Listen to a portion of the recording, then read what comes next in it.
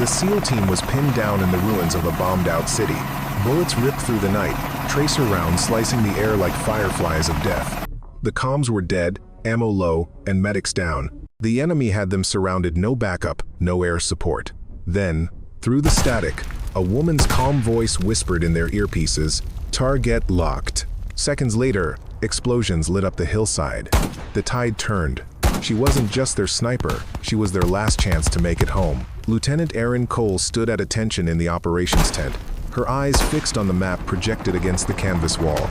The desert heat outside was a living thing, but inside, the air conditioning hummed with the same mechanical precision that governed everything in their world. 6 men sat around the briefing table, their faces carved from stone and shadow. "The target is here."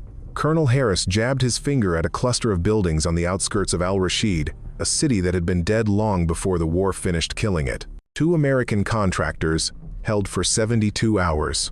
Intel says they're still alive, but the window is closing. Captain Mason Kane sat forward, his broad shoulders casting shadows across the table. His eyes met Erin's for half a second, a flicker of acknowledgement between 2 people who had survived too many missions to count. He was the team leader, the man who made the impossible calls. She was Hawkeye, the sniper who made those calls reality. Hostage location?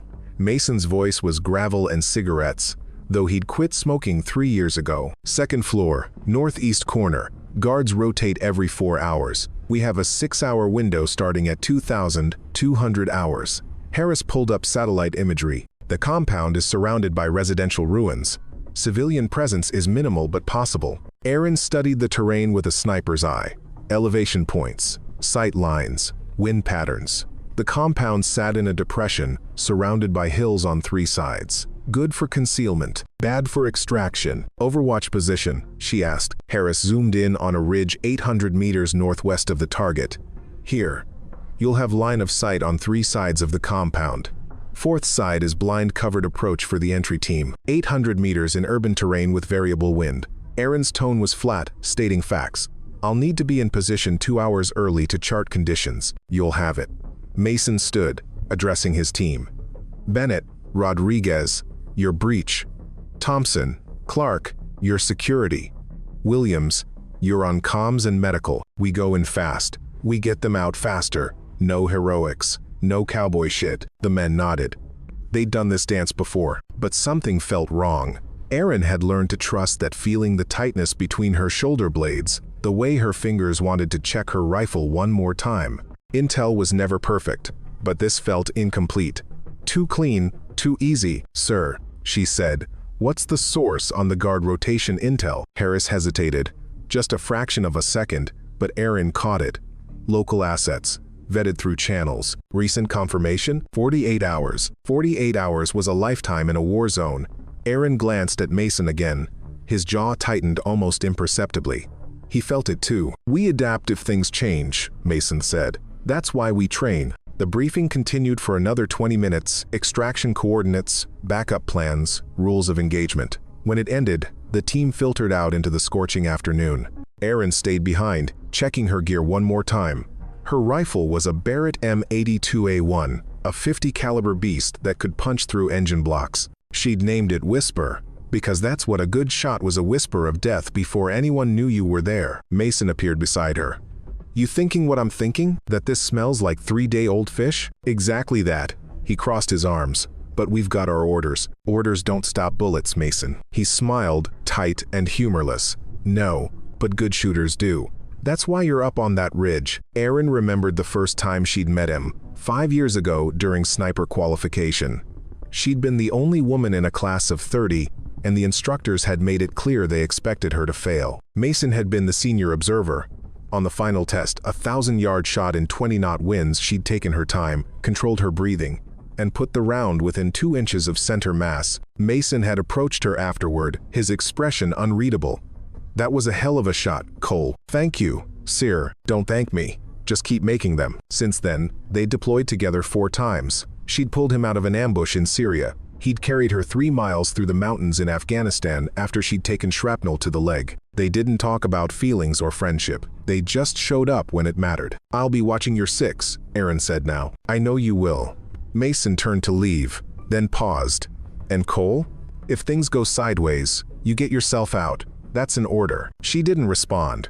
They both knew she wouldn't follow that order if it came down to it. As the sun set over the desert, painting the sky in shades of blood and copper, Erin cleaned her rifle and prepared her kit. 200 rounds, spotting scope, rangefinder, water, energy bars. A small photo tucked into her vest pocket her and her brother before he died in Fallujah. She whispered to the photo like she always did before a mission, "Watch over us tonight." Then she locked everything away, fear, doubt, emotion, and became what she needed to be, a weapon. The desert night was a living contradiction, freezing cold and utterly hostile. Erin moved through the darkness like smoke, her boots barely disturbing the sand. Behind her, 4 clicks back, Mason's team was loading into the Black Hawks. She'd inserted separately, hours ahead, to establish her overwatch position. The ridge was exactly where the map said it would be, but maps couldn't convey the reality, the loose shale that could give way beneath your weight, the way sound carried in the stillness, the particular quality of shadows cast by a half moon. Erin set up her position with practiced efficiency. Bipod extended, scope calibrated, range cards prepared for every angle of approach. Through her scope, the compound materialized in shades of green. Night vision stripped away color, reduced the world to heat signatures and movement. She counted 8 guards on patrol, more than the intel suggested. The tightness between her shoulder blades intensified. Hawkeye in position, she whispered into her throat mic. "I count 8 hostiles on exterior patrol." "Repeat, 8 hostiles." Mason's voice came back steady through her earpiece. "Copy that, Hawkeye. We're wheels up in 10 minutes. Erin settled into the rhythm of observation. A sniper's greatest weapon wasn't the rifle, it was patience. She watched the guards complete their circuits, noted the pattern, clocked the timing. 12 minutes per rotation. They were disciplined but predictable. One guard lit cigarettes when he reached the south corner, creating a reliable 5-second window of distraction. She mapped every window, every doorway, every potential firing position. The hostages were supposed to be in the northeast corner, 2nd floor. But 2 guards were stationed directly outside that room, and that matched no pattern for holding low-value prisoners. Her radio crackled softly. "Hawkeye, this is Reaper 6. We are inbound, ETA 15 minutes. Copy. Reaper 6. Winds are 3 knots east, southeast. Visibility good. Be advised, target building shows more activity than briefed." "Understood. Maintain overwatch." The Black Hawks came in low and fast, their rotors beating the air into submission. Mason's team fast roped down 2 clicks from the compound, using a wadi for concealment. Erin tracked their movement through thermal imaging's 6 heat signatures, moving with lethal grace through the darkness. "I have visual on Reaper team," she reported. "Approach vector is clear. Moving to phase line alpha." Erin's crosshairs swept continuously, a deadly metronome. She'd taken 147 confirmed shots in her career. Every single one had been necessary. Every single one had been clean. She didn't think about the men behind the scope, couldn't afford to. They were threats, problems to be solved with mathematics and trigger control. But she always remembered them later. The team reached their assault position, hidden in the rubble of a collapsed building 50 meters from the compound. Mason's voice came through, tight with focus. "Hawkeye, give me a count." Erin swept her scope across the compound systematically. "I count 10 hostiles visible. 6 exterior, 4 interior ground floor. 2nd floor windows are dark, possible additional personnel. South entrance has 2 guards. West wall is clear. Breach team, you're green for movement." Bennett and Rodriguez split off, moving through shadows like they'd been born in them. Erin adjusted her scope, tracking them, then swept back to scan for threats. Something flickered in her peripheral vision, a heat signature on the roof of an adjacent building. She shifted her aim. A man with an RPG. "Break, break." RPG team on building Charlie, northeast corner. The air split with the sound of the rocket motor. The trail of fire arced toward Mason's position. Erin didn't think thinking was too slow. She let her training take over, leading the target, feeling the wind, squeezing the trigger between heartbeats. The 50 caliber round covered 800 meters in less than a second. It caught the RPG gunner in the center of mass, the impact throwing him backward off the roof. The rocket went wild, detonating harmlessly in an empty lot. "Splash 1, Erin reported, already scanning for new threats. But the damage was done. The compound erupted like a kicked anthill. Lights blazed on. Doors burst open. Men poured into the courtyard, weapons raised. "We're compromised." Mason's voice cut through the chaos. "Breach team, execute now." The night exploded into violence. The compound transformed into a killing ground in seconds. Muzzle flashes strobed in the darkness as Mason's team engaged the guards. Aaron's rifle cracked steadily, each shot a punctuation mark in the symphony of chaos. One guard raising an AK. Down. Another running for cover. Down. A figure in the second-story window with a radio. Down. Breach successful. Bennett's voice. "We're inside." But Aaron's scope told a different story. More men were emerging from buildings she'd marked as empty. A dozen. 2 dozen. The thermal bloom of engines, starting vehicles moving to cut off the extraction route. Reaper 6, be advised, you have multiple vehicles mobilizing. This is not a guard force. This is a prepared defense. Copy that, Hawkeye. Breach team, what's your status? Second floor, moving to hostage location contact front. Gunfire rattled through the radio. Aaron tracked the sound, saw muzzle flashes in the second floor windows. She couldn't take the shot without risk of hitting friendlies. She gritted her teeth, forced herself to scan for other threats. A technical truck with a mounted machine gun rolled into the compound. Aaron put 3 rounds through the engine block, then 1 through the gunner. The truck lurched to a stop, but 2 more appeared behind it. "You've got reinforcements coming in. Heavy weapons, goddammit." Mason's voice was tight. "Bennett, Rodriguez, grab the packages and move." "Sir, we've got a problem. There's only 1 hostage. The other is already dead." A trap. The word crystallized in Aaron's mind with horrible clarity. This wasn't a rescue mission. It was a trap, and they'd walked right into it. Reaper 6, recommend immediate extraction. This position is not tenable. Working on it, Hawkeye. Security team, fall back to. The radio dissolved into static and screaming. Through her scope, Aaron saw it happen, an explosion on the ground floor, right where Mason's security team had been holding the entrance.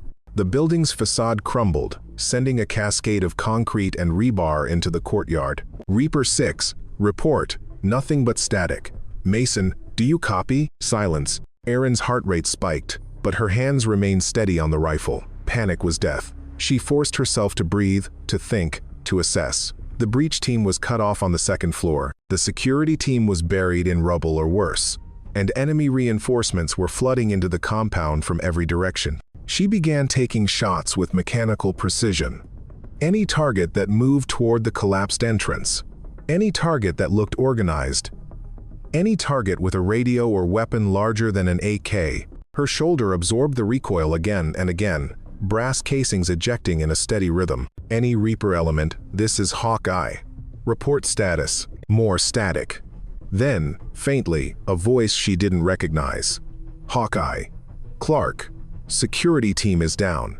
Thompson is dead. Mason is hit. We need the transmission cut off. Aaron's finger froze on the trigger for half a second. Mason was hit, the man who'd never missed a step, who'd pulled her through Afghanistan, who'd stood beside her through 4 deployments and 100 firefights. Hit, she shoved the emotion down with vicious force. He wasn't dead. Dead meant past tense, and she dealt in present realities. He was alive. He was hurt, and she had a job to do. Clark, this is Hawkeye. I need exact positions. Where are you? Ground floor. Behind the entrance. Rubble. Can't move. Mason's shoulder is torn up. We're trapped. Breach team? Status? Bennett's voice came back, ragged with exertion. Second floor, east side. We have the package, but we're pinned down. They've got the stairwell covered. Williams took one in the leg. 6 men, 1 hostage, 2 of them wounded. Surrounded by an enemy force that had known they were coming, the numbers were impossible. Aaron did the math anyway. Wind speed, distance, available ammunition, enemy positions, extraction time, all Reaper elements. This is Hawkeye. Her voice was cold, controlled, the voice of someone who'd already decided to pay whatever price was necessary. I'm going to get you out. Hold your positions and wait for my mark. She shifted her position slightly, getting a better angle on the compound. Through her scope, she could see the enemy organizing for a final assault. They had the SEAL team exactly where they wanted them, trapped in a building with no escape. They didn't know about the woman on the ridge with a .50 caliber rifle and a promise to keep. Aaron's finger found the trigger, starting the countdown. she whispered. The radio died completely at 0147 hours. One moment, Erin had the team's fragmented voices in her ear, ragged breathing, suppressed fire, Mason's gritted instructions. The next moment, nothing but the hiss of dead air. Reaper 6, report. Her voice remained level despite the ice spreading through her chest. Any Reaper element, acknowledge. Static. She cycled through every frequency they'd briefed, every backup channel, every emergency code. Nothing. The enemy had either jammed their communications or destroyed the radio equipment in the explosion. Either way, she was now operating blind, unable to coordinate, unable to confirm if anyone was even still alive down there. Through her scope, the compound writhed with activity. At least 40 hostiles now, maybe more in the buildings she couldn't see. Muzzle flashes still came from the SEAL team's positions, which meant they were still fighting. But for how long? Erin forced herself to think tactically. Without communications, she needed to create effects that would be obvious to the team, visual cues they could react to even without coordination. She also needed to conserve ammunition. She had 143 rounds remaining.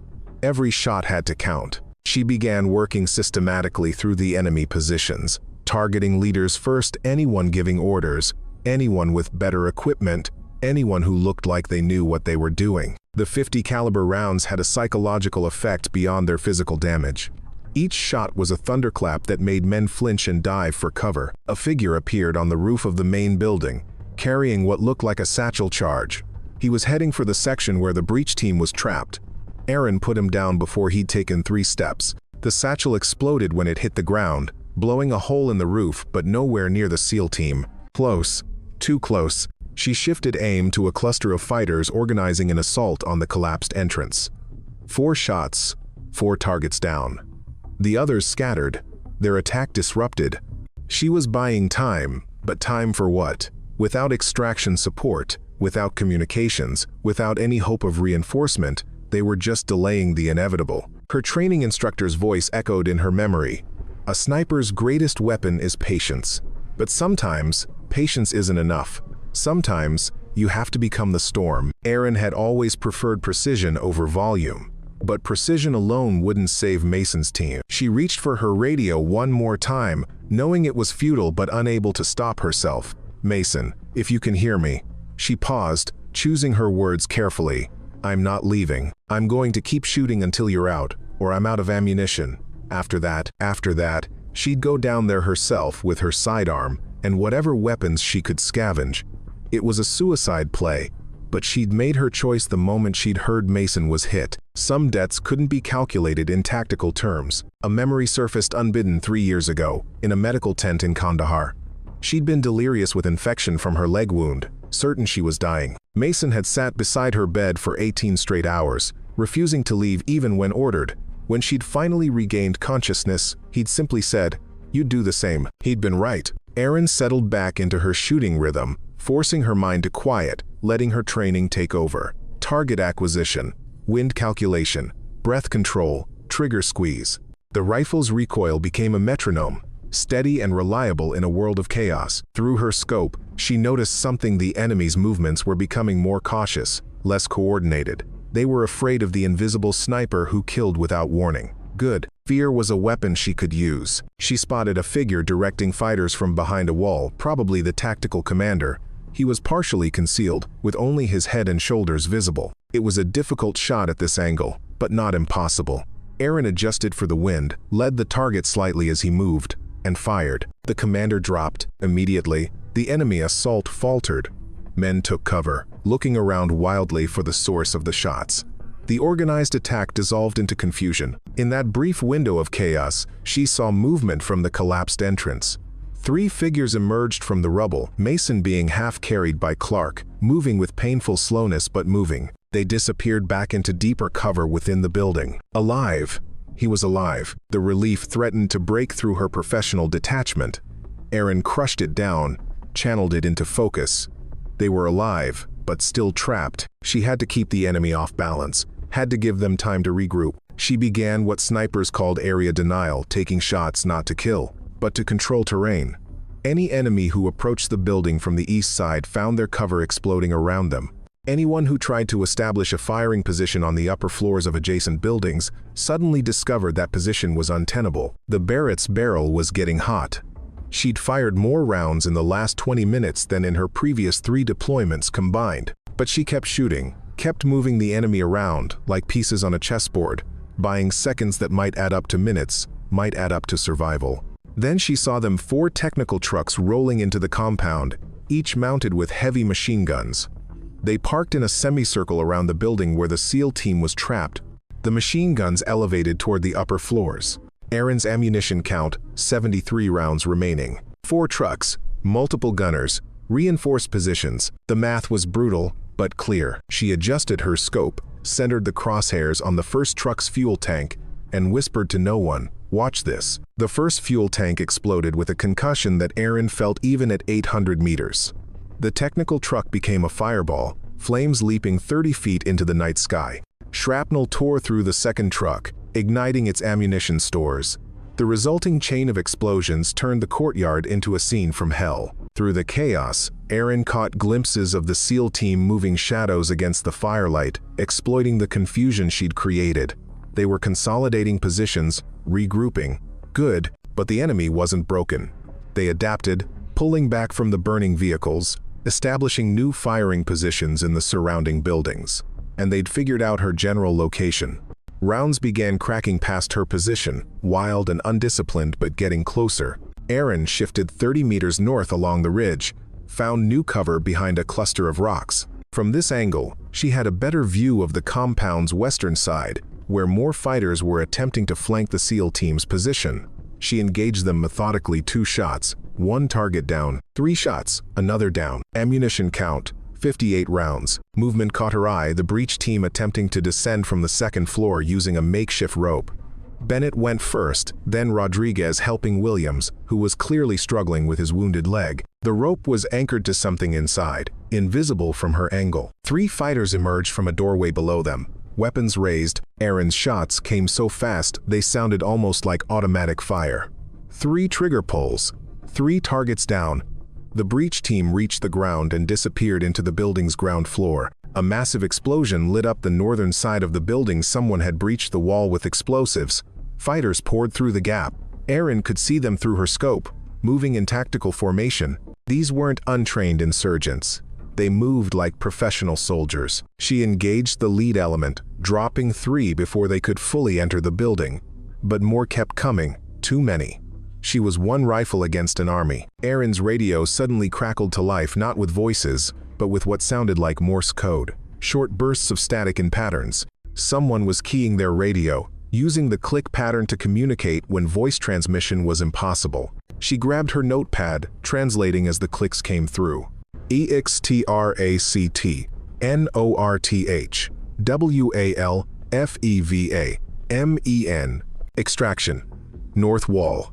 5 minutes. Someone, probably Mason, was coordinating an escape attempt through the north wall of the compound. But that route would expose them completely to enemy fire for at least 100 meters of open ground. Erin keyed her own radio twice, acknowledging.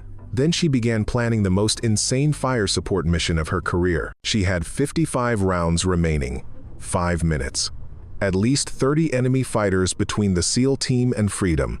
The math was impossible, but when had that ever stopped her? She repositioned again, moving to a spot that gave her maximum coverage of the northern approach. From here, she could see the entire kill zone they'd have to cross. Every piece of cover, every firing position, every angle of attack. 4 minutes. Erin began pre-positioning her shots, identifying her targets before they even moved into position.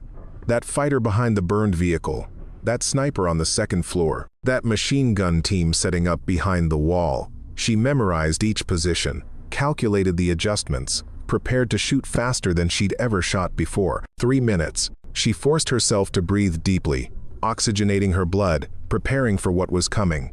Her shoulder already ached from the Barrett's punishing recoil. Didn't matter. Pain was temporary. Death was permanent. 2 minutes. The north wall of the compound exploded outward. Not from outside, but from inside, a shaped charge blowing an exit point. Through the dust and debris, Erin saw them emerge, Bennett and Rodriguez carrying the hostage between them, Williams limping but mobile, Clark supporting Mason, whose entire left side was dark with blood. 1 minute. Time slowed. Erin's world narrowed to the circle of her scope. She began firing. Target 1. Fighter emerging from doorway down. Target 2. Machine gunner swinging his weapon toward the team down. Target 3. Fighter with RPG down before he could aim. Target 4. Sniper in window down. Target 5, 6, 7 each shot perfect, each shot necessary, each shot buying the team another second of life. Her shoulder was screaming now, but the pain became distant, abstract. The rifle was an extension of her will, and her will was absolute. Nothing would reach that team. Nothing would stop them. 30 seconds, an enemy fighter got off a burst that caught Rodriguez in the leg. He went down but kept crawling, dragging the hostage. Bennett turned back, providing covering fire with his remaining ammunition. Erin put rounds through everyone who tried to exploit their vulnerability. 20 seconds. Mason stumbled, going to one knee. Clark hauled him back up. They were 50 meters from the extraction point, a breach in the compound's outer wall that led to the desert beyond. 50 meters might as well have been 1,000. 10 seconds. Erin was down to her last magazine. 15 rounds. She made every single one count, creating a corridor of death that the enemy couldn't cross. Her barrel was so hot it was probably warping, but she kept shooting. 5. The team reached the outer wall. They poured through the gap one by one. Mason was last, turning to look back at the compound, then up toward her position on the ridge. Even at this distance, even through the scope, she saw him nod. 0. Erin fired her last round into an advancing fighter, then grabbed her gear. The compound was erupting with activity fighters realizing their prey had escaped, beginning to search for the sniper who'd cut them to pieces. Time to move. She ran. Erin moved through the darkness at a controlled run, her breath measured despite the adrenaline screaming through her system. Behind her, the compound was chaos searchlights sweeping the hills, vehicles starting, men shouting. They knew she was out here. They knew she'd killed at least 20 of their fighters, and they wanted revenge. She was a half-click from her overwatch position when the first rounds cracked past her head. Automatic fire, poorly aimed but getting closer. She dropped behind a boulder, switched to her sidearm a Sig Sauer P226 with 3 magazines. Close-quarters weapon for what was about to become a very close-quarters fight. 3 fighters appeared on the ridge above her, silhouetted against the stars. They were scanning the rocks, calling to each other in Arabic. Erin pressed herself into the shadows, controlling her breathing, invisible in the darkness. They moved past her position. When the last one passed within 3 feet of her, she struck. The knife slid between his ribs before he could shout. She lowered him silently, took his AK and spare magazines. The other 2 fighters hadn't noticed yet. She waited until they'd moved another 10 meters, then came up behind them like a ghost. 2 shots, 2 down. She was gone before their bodies hit the ground. But gunfire had a way of attracting attention. More fighters were converging on her position, moving with coordinated precision. These weren't the compound guards, they were the professionals, the ones who'd been held in reserve. Probably trained by Russian advisors or Iranian Revolutionary Guard. They knew their business. Erin knew hers better. She led them into the rocks, using terrain like a weapon. A narrow gap between boulders, she set a wire trap with a fragmentation grenade. An open area that funneled movement, she waited in ambush. They were hunting her, but she turned the hunt around, made them the prey. 1 fighter caught the wire trap. The explosion sent his teammates diving for cover. Erin used that moment to flank, coming at them from an angle they hadn't anticipated. 3 more down before they even knew she'd moved, but she was taking damage. A round grazed her thigh, burning pain but not debilitating. Another clipped her ear, hot blood running down her neck. Her left hand wasn't working quite right after she'd fallen wrong dodging a grenade. She was running on adrenaline and determination, and neither would last forever. The radio clicked in her ear Morse code, NEEDL. OCATION. Mason was asking for her position, which meant he was still alive, still functioning, which meant she couldn't stop now. She clicked back her grid coordinates, then added HOT. Hot meant enemy contact. Hot meant she was in trouble. The response came immediately. EXTRACT INBOUND HOLD. Hold. One of the hardest orders in combat. Hold your position. Keep fighting. We're coming. Erin checked her ammunition. 1 magazine for the pistol, half a mag for the AK. 4 grenades, 1 knife. against at least a dozen trained fighters who now knew exactly where she was because she'd just broadcast her position. Well, she muttered to herself, this is going to be interesting. She found a defensive position, a cluster of boulders that formed a natural fighting hole with multiple exits. From here, she could see 3 approaches. The fourth was a cliff face, impassable except by someone with climbing gear and suicidal courage. The fighters came at her in bounds, one element providing covering fire while another moved. Professional tactics. She waited until they were committed, then opened up with the AK. 2 down, 3. The rest went to ground. A grenade landed near her position. She kicked it away, and it detonated harmlessly downslope. Return fire shredded the air above her head. She changed position within her rock cluster, came up from a different angle, dropped 2 more targets. This was arithmetic now. She had 10 rounds left in the AK. 8 fighters remaining. The math didn't work unless every shot was perfect. Of course, she'd built a career on perfect shots. Movement to her left she fired. Movement to her right she fired. Each time she shot, she moved, never staying in the same spot twice. The fighters couldn't pin her down because she was everywhere and nowhere, a ghost with teeth. The AK ran dry. She transitioned to her pistol without breaking rhythm. 3 rounds, 1 target down, 4 rounds, another down. She was bleeding from multiple wounds now, her movements getting slower, but her accuracy remained machine precise. 2 fighters rushed her position together, trying to overwhelm her with speed. She shot the first one at point-blank range, used his falling body as cover while she engaged the second. Her knife finished what her pistol started. Then silence.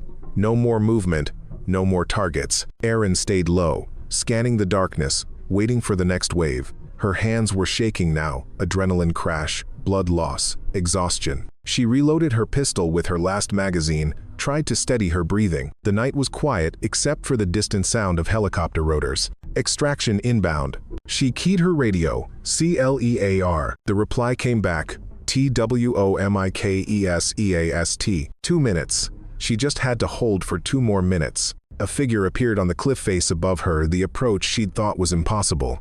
He rappelled down fast, landing 10 feet from her position with his rifle already aimed.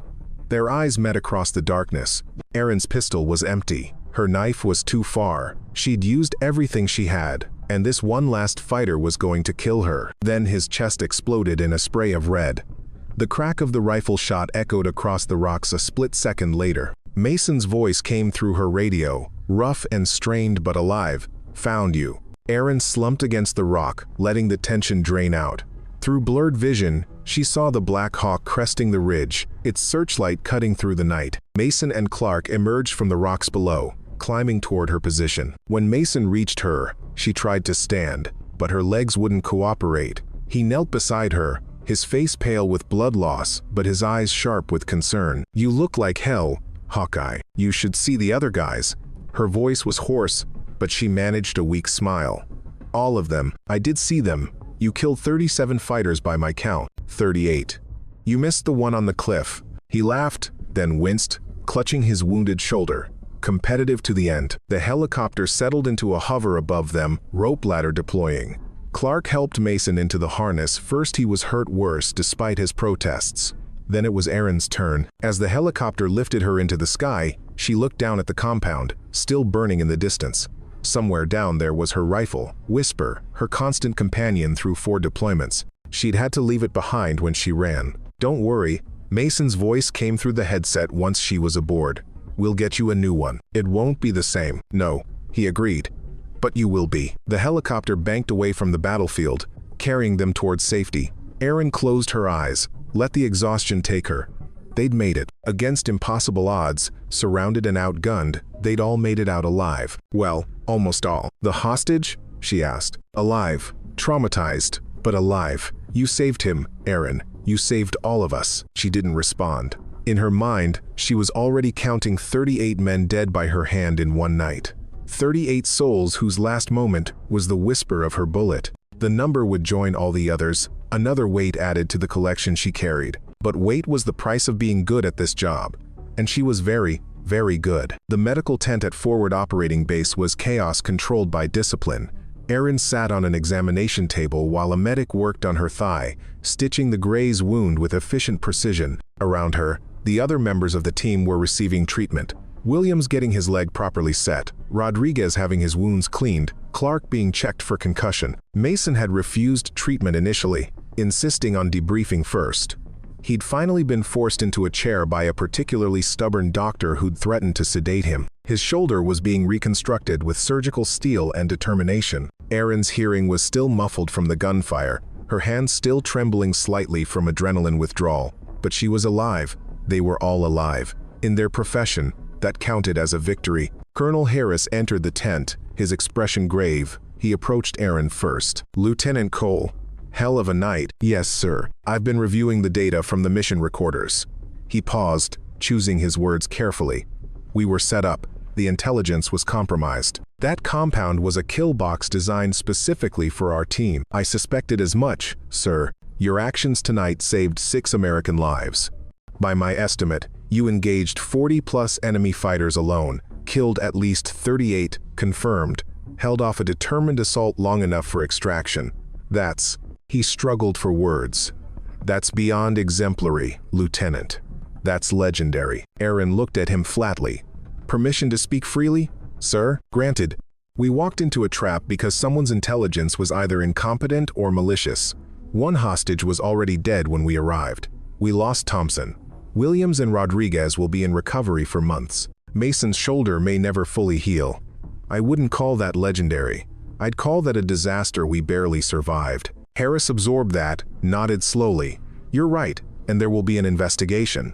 But that doesn't diminish what you did. It doesn't change it either, sir." He left her to her thoughts. The medic finished the stitching, bandaged her ear where the round had clipped it, gave her antibiotics and pain medication she probably wouldn't take. Erin's philosophy was simple. Pain reminded you that you were alive, and that reminder had value. Mason caught her eye from across the tent. He was arguing with his doctor, probably about when he could return to duty. Typical. The man was held together by stubbornness and scar tissue. When the medical staff finally released them with strict orders to rest that everyone would ignore, Erin found herself outside the tent, staring at the desert stars. The air still smelled like burning fuel from the compound, carried on the wind. Mason appeared beside her, his arm in a sling, moving carefully. "Can't sleep?" he asked. "Haven't tried yet." They stood in comfortable silence.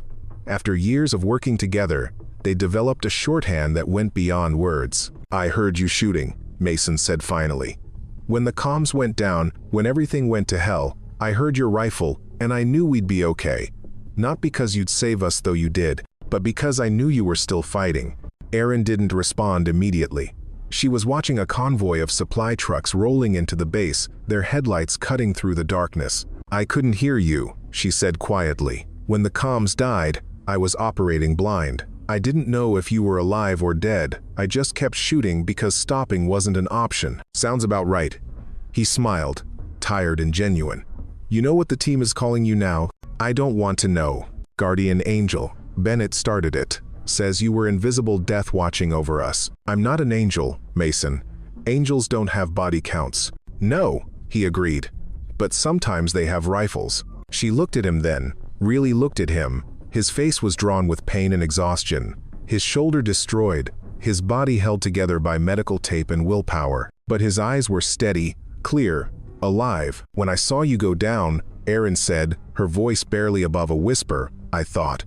I don't know what I thought, but I knew I wasn't leaving that ridge until everyone was out, even if it killed you, especially then." Mason reached out with his good hand, squeezed her shoulder briefly. "That's the thing about good teammates, Erin. They make you want to be worth saving." Before she could respond, Bennett approached, limping slightly but grinning. "There she is, the woman who killed an entire army with a rifle and attitude." "It wasn't an entire army. Felt like one from where I was standing. Or hiding. Mostly hiding." His grin faded to something more serious. "Thank you doesn't really cover it. But, thank you." Rodriguez joined them, then Williams on crutches, then Clark. The whole team, battered but intact. They didn't say much, they didn't need to. They'd shared something that existed beyond language, beyond normal human experience. "Thompson's family," Erin said suddenly. "Have they been notified?" "They're being contacted now," Mason answered. "His wife and 2 kids, 7 and 9 years old." The weight of that settled over the group. One man who wouldn't be going home. One family destroyed by compromised intelligence, and a trap they'd walked into blind. "We need to find out who set us up," Bennett said, anger threading through his voice. "This wasn't random. Someone wanted us dead." "Investigation is already started," Mason replied. "But that's above our pay grade. Our job was to get in, get the hostage, get out. We did that. At what cost?" No one had an answer for that. The group dispersed gradually, each member heading to their quarters for whatever rest they could manage. Mason lingered with Aaron, neither of them quite ready to be alone with their thoughts. "The rifle I used to save you on that cliff," Mason said. "That was Thompson's. He'd want you to know he was still in the fight, even after." "I know." Aaron's throat was tight. "We all were." "Get some sleep, Hawkeye. That's an order."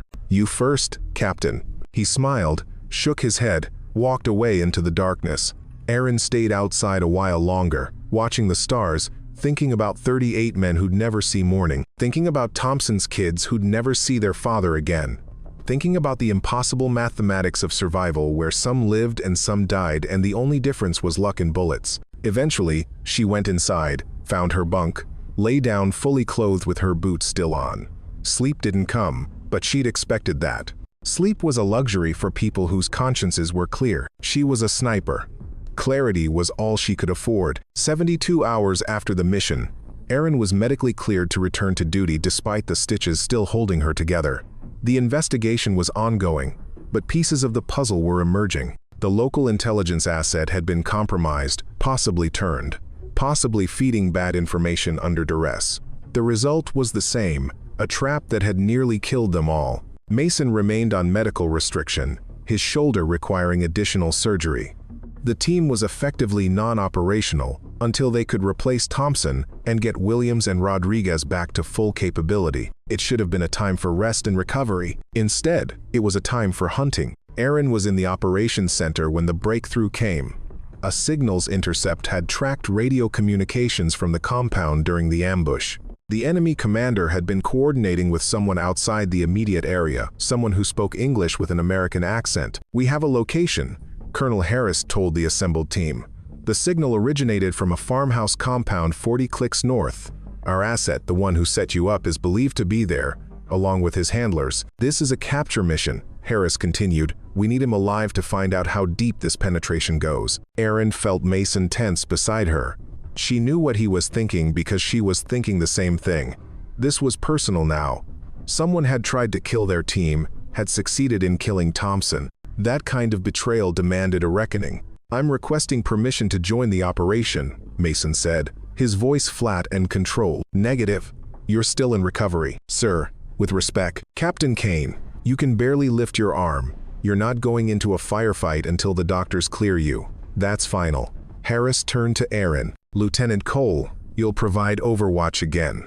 This time with a full support team." But Aaron barely heard him. She was studying the satellite imagery of the target compound, noting the sight lines, the approach vectors, the kill zones. This place was more fortified than the last target: multiple buildings, defensive positions, observation posts.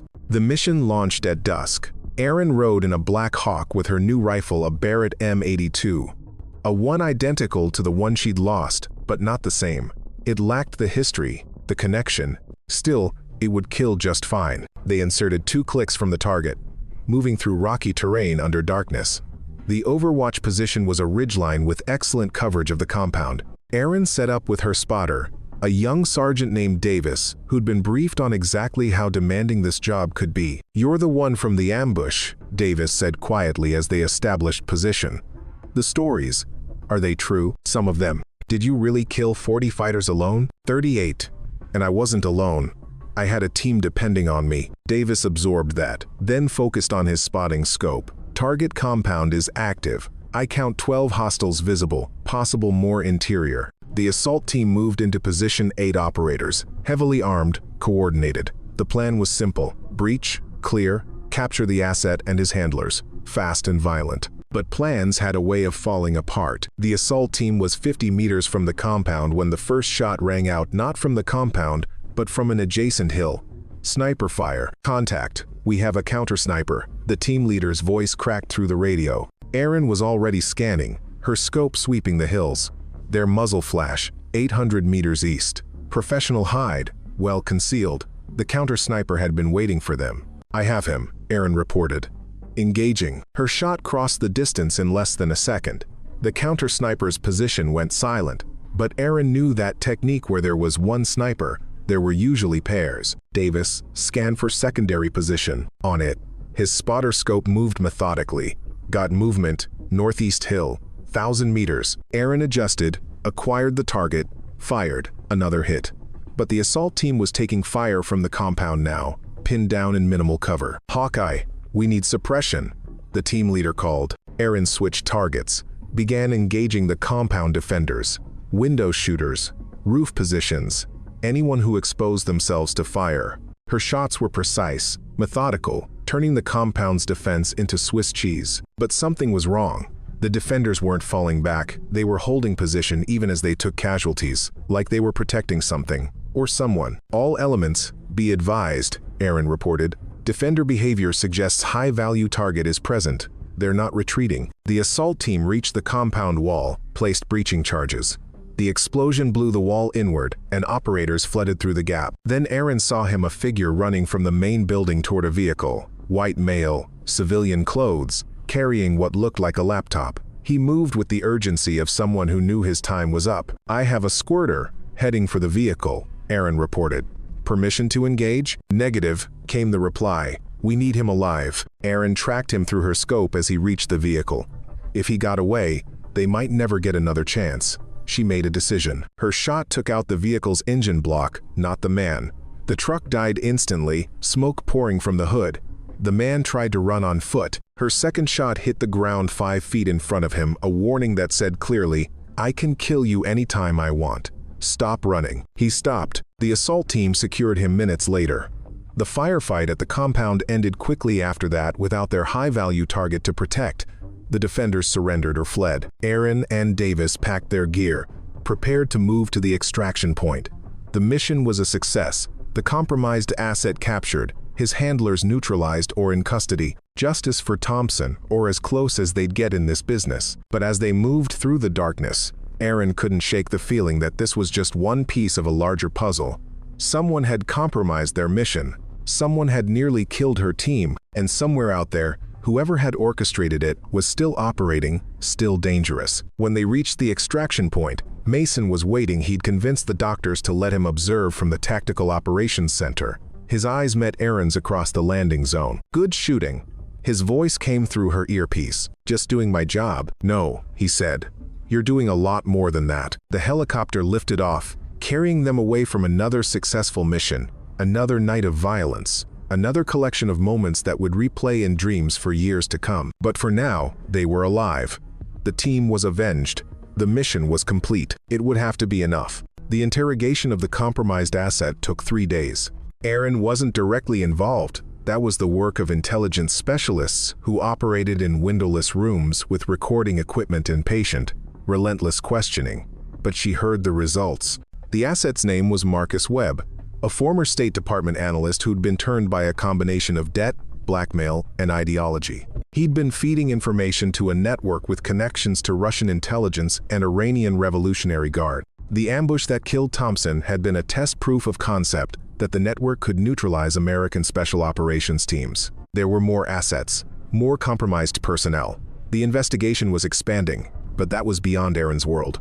Her world was measured in meters and minutes, in trigger pulls and breath control. She was at the rifle range when Mason found her, a week after the capture mission. His arm was still in a sling, but he was moving better, the color returning to his face. "Thought I'd find you here," he said. Aaron fired 3 rounds downrange, grouping them within an inch at 300 meters. Muscle memory, or avoidance. She lowered the rifle, looked at him. "Maybe both. Harris wants to see us. Both of us." They walked to the command center in silence. The base had returned to its normal rhythm: convoys, moving supplies, helicopters, cycling missions, the endless machinery of war grinding on. But something felt different to Aaron. Maybe it was the knowledge that betrayal could come from anywhere. Maybe it was Thompson's empty bunk that no one had reassigned yet. Colonel Harris was waiting in his office with another officer. Aaron didn't recognize a woman in her 40s with the quiet competence of senior intelligence. "Captain Kane, Lieutenant Cole. This is Deputy Director Sarah Mitchell, Defense Intelligence Agency. Mitchell shook their hands. I've been reviewing your service records. Impressive doesn't begin to cover it. Thank you, ma'am, Mason replied carefully. The asset we captured has provided information about ongoing operations. Some of those operations involve targeting of high-value special operations personnel. Mitchell's gaze settled on Aaron, including you, Lieutenant. Aaron felt something cold settle in her stomach. Me specifically, the network has identified you as a priority target. They've designated resources to neutralize you. Mitchell opened a folder, showed photographs, surveillance images of Aaron at various locations. The rifle range, the mess tent, her quarters. They've been watching you for weeks. They know your capabilities. They consider you a significant threat. Mitchell closed the folder, which is why we're offering you a choice. A choice? You can rotate stateside, take an assignment training new snipers at Benning. Safe, prestigious, away from immediate danger. Mitchell paused. Or you can help us hunt the network down. Active operations, high risk, but a chance to end this threat permanently. Mason spoke up immediately. She shouldn't have to. I'll do it, Aaron interrupted. The hunting option. Aaron Mason started. They killed Thompson. They tried to kill all of us. And they're going to keep trying until someone stops them. She met Mitchell's eyes. I want to be that someone. Mitchell nodded slowly. I thought you might say that. Captain Kane, the same offer extends to you once you're medically cleared. Where she goes, I go, Mason said simply. Over the next month, Aaron and Mason were integrated into a joint task force hunting the network.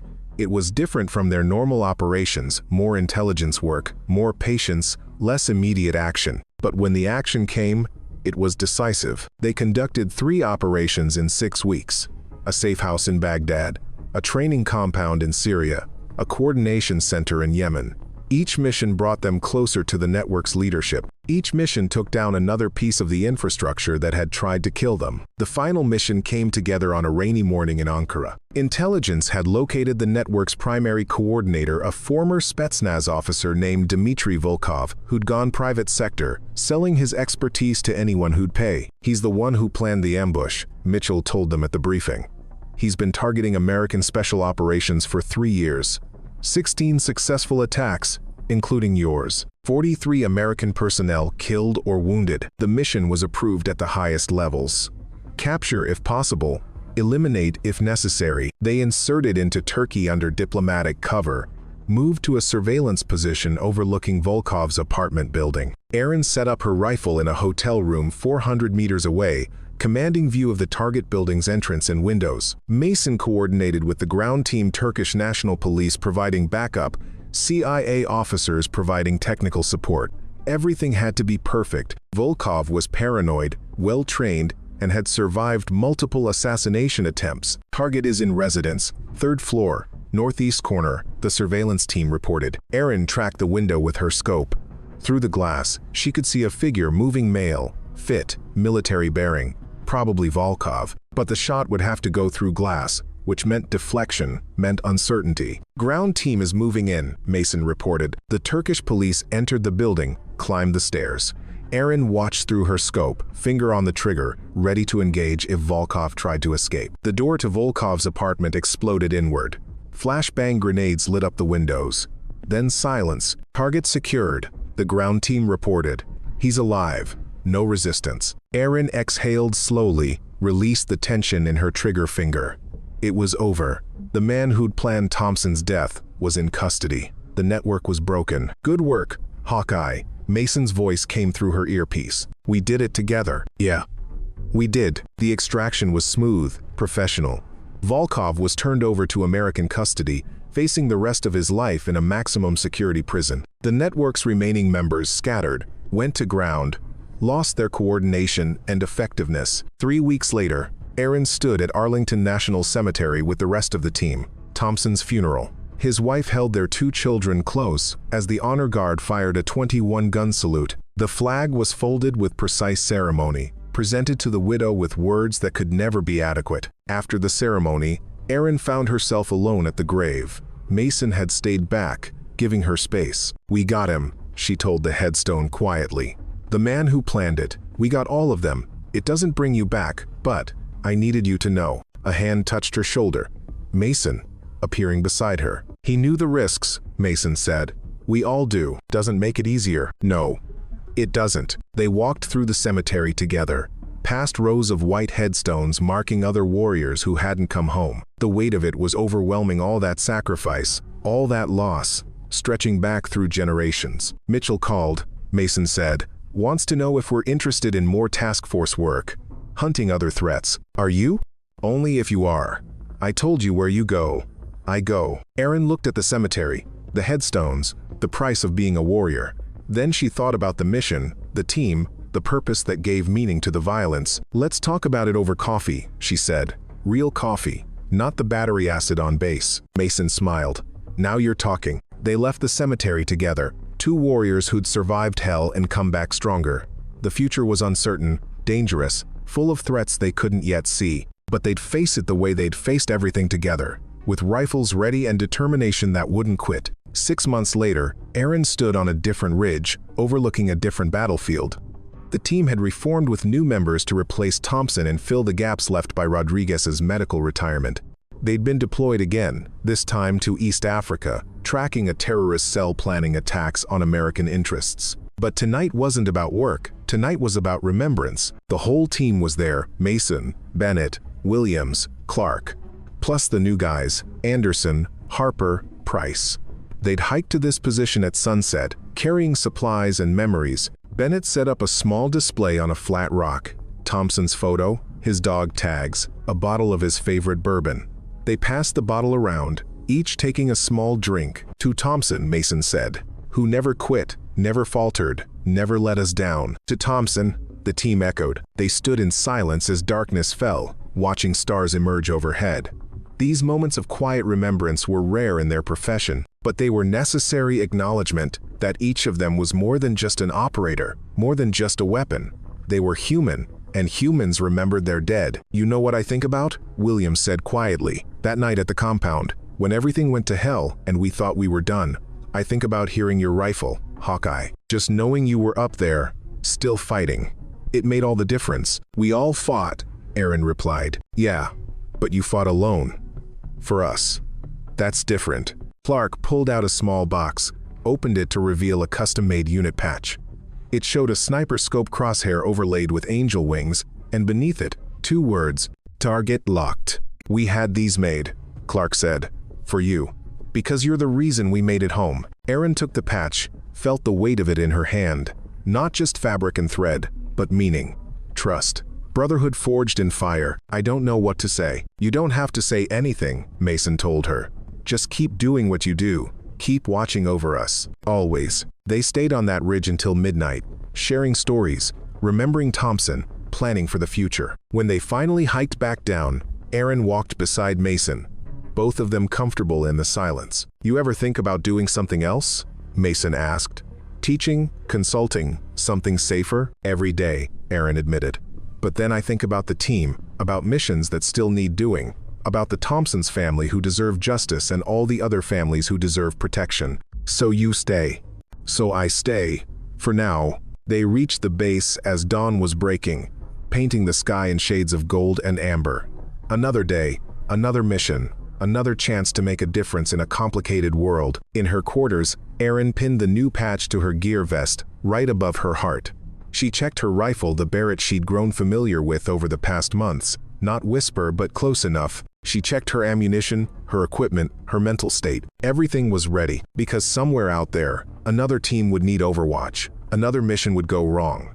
Another desperate voice would call for help through the static. And when that call came, Lieutenant Erin Hawkeye Cole would be ready. With her rifle, her training, and her unshakable determination to bring every operator home alive. She would whisper through the static. She would lock on target, and she would never, ever miss. The radio on her desk crackled to life: mission alert, new tasking, another deployment. Erin grabbed her gear and headed for the operations center. There was work to do.